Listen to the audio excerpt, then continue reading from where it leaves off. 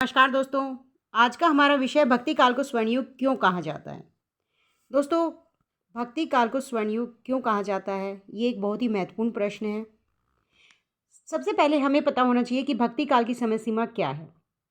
भक्ति काल की समय सीमा यदि संवत में पूछी जाए तो 1375 से 1700 विक्रमी संवत तक का समय जो है वो भक्ति काल का है। और यदि ईस्वी में पूछा जाए तो 1318 ईस्वी से लेकर 1643 ईस्वी तक का समय भक्ति काल का है। अब प्रश्न उठता है कि भक्ति काल को स्वर्ण युग क्यों कहा जाता है। तो भक्ति काल को स्वर्ण युग कहने के एक नहीं अनेक कारण हैं। देखिए, सबसे पहले प्रश्न उठता है कि भक्ति काल को स्वर्ण युग या स्वर्ण काल किसने कहा था। तो सबसे पहले भक्ति काल को स्वर्ण काल कहा था जॉर्ज ग्रियर्सन ने। याद रखिएगा दोस्तों, डॉक्टर श्याम सुंदर दास वो कहते हैं कि जिस युग में कबीर, जायसी, सूर, तुलसी जैसे सुप्रसिद्ध कवियों और महात्माओं की दिव्य वाणी उनके अंतःकरण से निकलकर देश के कोने कोने में फैली थी, उसे साहित्य के इतिहास में सामान्यतः भक्ति युग कहते हैं। निश्चय ही यह युग हिंदी साहित्य का स्वर्ण युग है, ये कहना है डॉक्टर श्याम सुंदर दास का। याद रखिएगा दोस्तों। अब देखते हैं कि भक्ति काल को स्वर्ण काल क्यों कहा जाता है। पहला कारण है विषय का चयन। इस काल में जो विषय थे वो थे समाज। सबसे पहला जो विषय इस काल के कवियों का था वो क्या था? समाज। समाज को ही सबसे पहले इन्होंने अपने काव्य का विषय बनाया था। समाज की कुरीतियों को, आडंबरों को दूर करने के लिए इन्होंने अपने काव्य रचना की थी। देखिए, विषय के चयन की दृष्टि से इस काल का साहित्य सर्वश्रेष्ठ था। भक्ति काल के कवियों ने सबसे अधिक महत्व समाज को दिया। सबसे पहले किसे दिया? सबसे अधिक महत्व समाज को दिया। उसके बाद अपनी भक्ति भावना को रखा और उसके बाद भक्ति के मार्ग पर चलकर निस्वार्थ मोक्ष को रखा। निर्गुण सगुण सभी कवियों ने श्रेष्ठ विषय चुना। कौन सा श्रेष्ठ विषय था? समाज। समाज की कुरीतियों, बाह्य आडंबरों का, ऊंच नीच का विरोध इस काल के कवियों ने किया। कुल मिलाकर समाज की जो बुराइयां थी उनका विरोध इस काल के कवियों का मुख्य विषय रहा।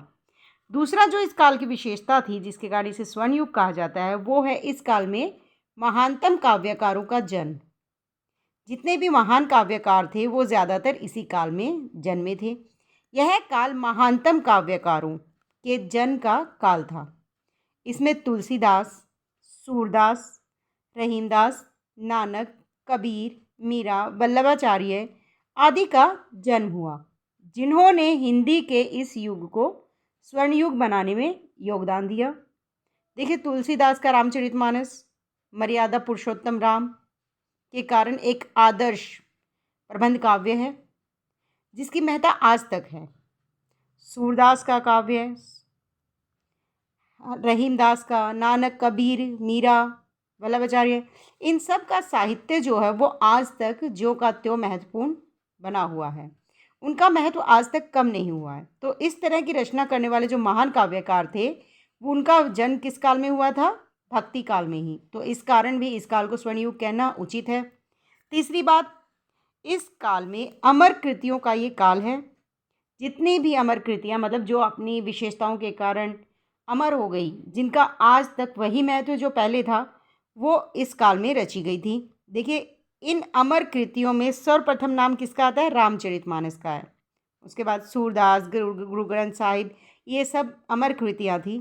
मीरा पदावली, रसखान की पदावली, जायसी का पद्मावत, कबीर ग्रंथावली आदि कालजी रचनाओं की रचना इस काल में हुई थी। कालजी रचना क्यों कहते हैं? क्योंकि ये ऐसी रचनाएं हैं जिनका जितना महत्व उस समय में था उतना ही महत्व आज के समय में भी है। इनका महत्व में कोई कमी नहीं आई है। अगली है समन्वयवादी दृष्टिकोण। इस काल में समन्वयवादी दृष्टिकोण कवियों ने अपनाया था। सबसे ज़्यादा उदाहरण के तौर पर हम रख सकते हैं तुलसीदास जी को। समन्वय के सबसे बड़े उदाहरण तुलसीदास जी हैं। उन्होंने मनुष्य संस्कृति और राक्षस संस्कृतियों का समन्वय किया। कुलीनता, अकुलीनता, मित्र शत्रु आदि के में समन्वय तुलसीदास किया। तुलसी की रामचरितमानस में मिलता है। तुलसीदास ने निर्गुण सगुण का, लोक भाषा संस्कृत भाषा का समन्वय किया। इन सभी प्रकार का समन्वय तुलसीदास में हमें देखने को मिलता है। अगला है विषय एवं गहराई की व्यापकता इस काल में मिलती है। इस काल में जो विषय थी, भक्ति भावना, ये सब व्यापक तौर पर पूरे समाज में इन लोगों ने फैलाए थे। तो बहुत ही गहराई से अपनी भक्ति को सभी के लिए खोल दिया था। उनकी भक्ति में संकीर्णता नहीं थी, ऊंच नीच की भावना नहीं थी, बल्कि सभी समाज को समान समझकर वो अपनी भक्ति को सभी तक पहुंचाते थे। लोकप्रियता की दृष्टि से भी यह काल बहुत महत्वपूर्ण है। लोकप्रियता की दृष्टि से इस काल के सभी काव्य आज भी लोकप्रिय हैं। रामचरितमानस, सूरसागर, जयसी का पद्मावत आदि जितने लोकप्रिय हुए, उतने दूसरे काल में कोई इतना ग्रंथ इतना लोकप्रिय नहीं हुआ। मर्यादा और सदाचार की दृष्टि से भी इस काल को, भक्ति काल को क्या कहा जाता है? स्वर्णयुग। क्यों? क्योंकि इससे पहले इतनी मर्यादा और सदाचार नहीं था। देखिए, इस काल में तुलसी की रामचरितमानस मर्यादा एवं सदाचार का सर्वश्रेष्ठ उदाहरण है। राम ने संपूर्ण मर्यादा के सभी भाव अपने में दर्शाए हैं, जैसे आदर्श राजा, आदर्श पुत्र, आदर्श युवराज, आदर्श मित्र, आदर्श पति, आदर्श शत्रु, आदर्श पिता। राम जो है मर्यादा पुरुषोत्तम राम थे। मर्यादा और सदाचार का भाव इस काल के साहित्य को श्रेष्ठ बनाता है। सामाजिक दृष्टि कोण से भी यह काव्य जो है भक्तिकाल स्वर्णयुग कहलाया है। क्यों? क्योंकि सभी कवियों की दृष्टि में समाज सर्वप्रमुख रहा है। जैसे कि पहले ही बताया था, कबीरदास, रहीमदास, सभी कवियों ने सबसे पहले समाज पर काव्य रचना की है। लोक मंगल की भावना से भी इस काल में रचना की गई थी। हिंदू धर्म और संस्कृति को भी अपने काव्य रचना का आधार इस काल में बनाया गया था। शैली की दृष्टि से सर्वश्रेष्ठ साहित्य इस युग का है। रामचरितमानस, पद्मावत आदि का प्रबंधनात्मकता की दृष्टि से श्रेष्ठ है। आदि जो है वो अपनी प्रबंधनात्मकता की दृष्टि से श्रेष्ठ है। तो इस काल में कुल मिलाकर सभी ऐसी रचनाएं थीं जो कालजयी थी, और कालजयी रचना होने के कारण और आदर्श और लोकप्रियता की दृष्टि से, समाज को महत्व देने की दृष्टि से इस काल का जो साहित्य है वो लोकप्रिय हो गया था।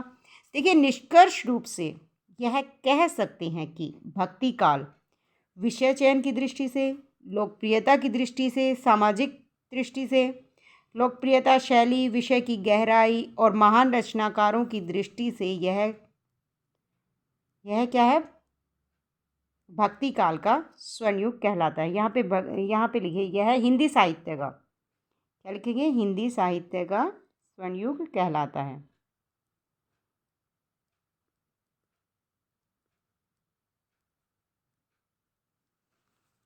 इस काल में कालजयी रचनाएं लिखी गई जिनका आज भी उतना ही महत्व है जितना भक्ति काल में था।